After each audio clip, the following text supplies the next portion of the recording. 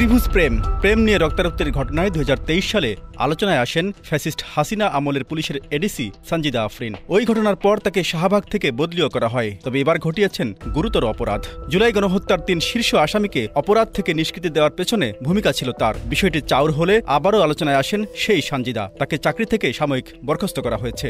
সঞ্জিদার বিরুদ্ধে অভিযোগ, গণহত্যার 2টি মামলা থেকে হাসিনার আইনমন্ত্রী আনিসুল হক, দরবেশ খ্যাত সালমান এফ রহমান এবং আয়নাঘরের জনক সাবেক সেনা কর্মকর্তা জিয়াউল আহসানকে মামলা থেকে অব্যাহতি দিতে গোয়েন্দা পুলিশ যে উদ্যোগ নিয়েছে তার পেছনে মূল কলকাঠি নেড়েছেন তিনি। জুলাই গণহত্যায় অভিযুক্তদের দায়মুক্তির এই খবর ছড়িয়ে পড়লে সারা দেশে তোলপাড় শুরু হয়। টনক নড়ে প্রশাসনের। গোয়েন্দা পুলিশের পরিদর্শক জাহাঙ্গীর আরিফকে করা হয় সাময়িক বহিষ্কার। তার তথ্যমতে এবার বরখাস্ত করা হয়েছে বিতর্কিত ওই নারী পুলিশ কর্মকর্তাকেও। এদিকে হাসিনার আমলে নানা অপকর্মের হোতা পুলিশ কর্মকর্তা সঞ্জিদা পরিবর্তিত প্রেক্ষাপটেও এত বড় দুঃসাহস প্রদর্শন করায় বিস্ময় প্রকাশ করেছেন সংশ্লিষ্টরা।